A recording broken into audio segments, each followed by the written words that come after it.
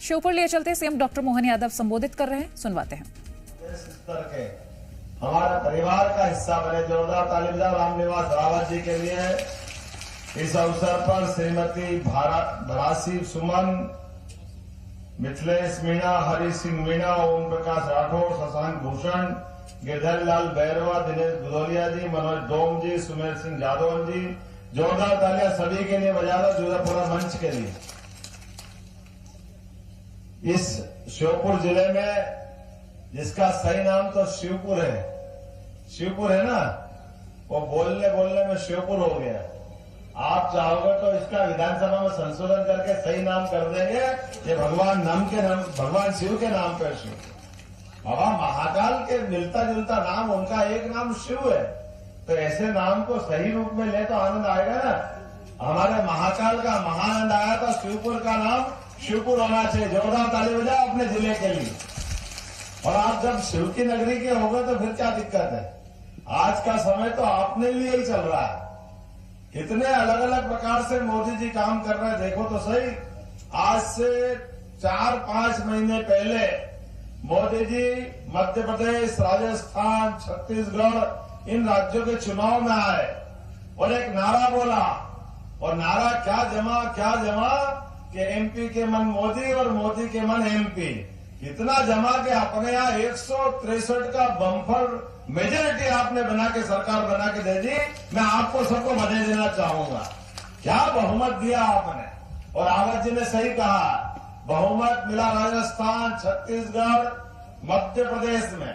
और ये जो मोदी जी कहते हैं, क्या कहते हैं, मोदी है तो, जोर से बोलो, मोदी है तो ये तभी मुमकिन है जो कहते हैं वो करके दिखाते हैं। तो इसीलिए अलग अलग राज्यों में अलग अलग वर्ग के मौका देकर के सच्चे अर्थों में लोकतंत्र की भावना की स्थापना की। जोरदार अभिनंदन करो माननीय मोदी जी के लिए। मोदी जी की विशेषता ही है, जो बार एक वचन देते हैं, कुछ भी हो जाए उस बात को सिद्ध करके छोड़ते हैं। हमने अनेक बार देखा। आपने एक बार बोल दिया 2014 में, जब उन्होंने कहा था पूरे देश के सामने, 2003 से 13 तक याद करो, पाकिस्तान की सीमा हो, रोज अपने आतंकवादी घटना होती थी पूरे देश में। कभी कहां दिल्ली बम फूट जाता, कभी बंबई बम फूट जाता, कभी आतंकवादी कहां कुछ कर जाते। जहां मर्जी वहां तांडव मचता था मौत का। और तो और जम्मू कश्मीर के लोग भी परेशान थे, रोज हत्याएं होती, किसी धर्म का भी हो। लेकिन मोदी जी ने कहा कि देश ऐसे आतंक के दौर में विकास नहीं कर सकता, देश में ऐसी अराजकता बर्दाश्त नहीं की जाएगी। और ऐसी अराजकता से खिलाफ मोदी जी ने आवाज बुलंद की। और हम सब इस बात का जानते हैं, पूरे देश में पहली बार लगभग 50 साल के बाद 1984 घटना छोड़ दो जब इंदिरा गांधी जी की हत्या हुई, लेकिन प्रचंड बहुमत के साथ मोदी जी की सरकार बनी कि नहीं बनी। पहला वोट इस बात के लिए दिया कि इस देश में आतंकवाद नहीं चलेगा। मोदी जी ने जो कहा वो करके दिखाया। जैसे आपको मालूम है कि पाकिस्तान कभी भी गोली, कभी आतंकवादी कुछ भी घटना करे, और तो सीमा पे सैनिकों के सिर काट करके पाकिस्तान के लोग ले जाते और फुटबॉल खेलते थे अपने सैनिकों के सिर से। जो हमारे आपके इस पूरे चंबल अंचल से कई परिवार से लोग सेना में है कि नहीं अपने परिवारों में। तो अपने परिवार का व्यक्ति देश की सीमाओं की रक्षा करने के लिए जान हथेली पे लेकर के कुर्बान करने के लिए तत्पर है। लेकिन उसकी कोई बदतमीजी हो जाए, उसको नीचा देखना पड़े, और दुर्भाग्य प्रदेश तो देश का मुखिया मुंह देखता रहे और कहिए हमारा नहीं पाकिस्तान का हाथ है। अरे पाकिस्तान को हाथ तो बाद में है, पहले वो भारत का सिपाही है। उसका मान सम्मान रखना चाहिए कि नहीं रखना चाहिए, उसकी इज्जत की, उसकी अपनी भावना की इज्जत करना चाहिए कि नहीं करना चाहिए। लेकिन दुर्भाग्य के साथ कहना पड़ रहा था, इस बारे में सरकार मौन रहती थी। और हमने सबने देखा, जब प्रधानमंत्री ने शपथ ली और पहले दिन पहली शपथ के पहले वो अपने लोकतंत्र के मंदिर में पहली सीढ़ी पे शीर्ष नवा करके दुनिया के सबसे बड़े लोकतंत्र को नमन करके लोकसभा के अंदर गए। ये अपने लोकतंत्र का सम्मान किया। और दूसरा निर्णय किया, इस देश के अंदर कोई आतंकवादी घटना हो जाए तो उससे निपटने के लिए नरेंद्र मोदी जी, हमको याद है, पाकिस्तान भूल गया, बालाकोट में आक्रमण कर दिया, 40 सोए हुए सैनिकों को मार दिया, इधर घटना हुई, मोदी जी टीवी पे आते हैं, सबके बीच बोला, उन्होंने कहा पाकिस्तान ने बहुत बड़ी गलती कर दी है, पाकिस्तान को इसकी कीमत चुकाना पड़ेगी। और खाली बोला नहीं, 10 दिन के अंदर घर में घुस के मार करके हिसाब चुकता करा, पाकिस्तान का होश ठिकाने ला दिए। ये है नरेंद्र मोदी के वचन। और एक बार नहीं, 2-2 बार जाकर के पाकिस्तान को मार के उसकी औकात दिखाई। और इसमें हिंदू मुसलमान ने पाकिस्तान को औकात दिखाई। और बेगम हसीना बांग्लादेश की प्रधानमंत्री रक्षाबंधन के दिन वो राखी भेजती है मोदी जी के लिए, तो मोदी जी बदले में उसको साड़ी भेजते हैं। ये मोदी जी का कलेजा। ये जो कहते हैं सबका साथ सबका विकास, तो जिनका विकास करना उनका विकास करे, और जो आंखें तिरछी करे उसका विनाश करने में देर नहीं करे।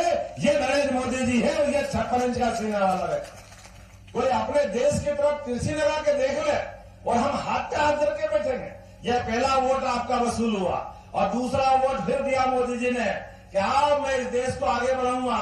हिंदू मुस्लिम के मामले में पहले बहुत झगड़े होते थे, दंगे होते थे, तमाम प्रकार की बातें। मोदी जी आई तो लोग कहते पता नहीं देश में क्या हो जाएगा, लेकिन कुछ नहीं हुआ। पूरा देश शांति का टापू बना। और दूसरे बार के चुनाव के वोट के बाद यहाँ जितने बचे हैं, कोई भले कांग्रेस का भी बैठा हो तो सुन लेना, जिसकी भी जान बची है हर एक पे एहसान नरेंद्र मोदी जी का है। आप बताओ, कोविड के खराब समय में, ऐसा समय जब कोई भाई भाई का नहीं था, कोई मरीज के साथ खड़ा होने को तैयार नहीं था, कब कोई मर जाए पता ही नहीं चल रहा था, जलाने के लिए शमशान घाट में जगह नहीं मिल रही थी, लकड़ियों की कमी पड़ गई थी, लोग हाहाकार मच रहा था। लेकिन इस देश में सबसे पहले दुनिया में लॉकडाउन किसी ने लगाया तो नरेंद्र मोदी ने लगाया कि इस देश को हमको बचाना है। तो लोग उनका मजाक बना रहे थे, ये ताली बजा रहा है, थाली बजा रहा है, पता नहीं क्या क्या कहते रहे। लेकिन ये नरेंद्र मोदी है जिनने, आप हाथ खड़े करो जिन जिनके टीके लगे, टीके किन किन को लगे, हाथ खड़े करो अपने में से भी जिनको कोविड के टीके लगे। आप बताओ, सबकी जान बचाने का काम, क्या हिंदू क्या मुसलमान कोई धर्म का भी है, सबकी जान बचाने का काम करा के नहीं करा नरेंद्र मोदी ने। तो हम पे इतना बड़ा एहसान है, पूरे देश के 142 करोड़ लोगों की जान बचाने का काम किया। और केवल हमारा नहीं, हमारे से जाकर के 100 से ज्यादा देशों में यहाँ दवाई बना करके उनको देने का काम भी किया। तो जो भारत की जो अपनी संस्कृति है, जियो और जीनो दो की, ये उसका काम क्या, जोरदार ताली बजाओ अपनी अपनी जान बचाने के लिए। ये वोट होता है अपना सार्थक करना। और एक उससे बड़ा काम भगवान राम का मंदिर बनने का मामला था। अंसारी बंधु ने इस पर आपत्तियां लगाई थी, 70 साल तक मुकदमा लड़ा, लेकिन हमें इस बात का गर्व है माननीय मोदी जी ने ठीक से मुकदमा लड़वाया, और मुकदमे के बाद कोर्ट ने फैसला दे दिया।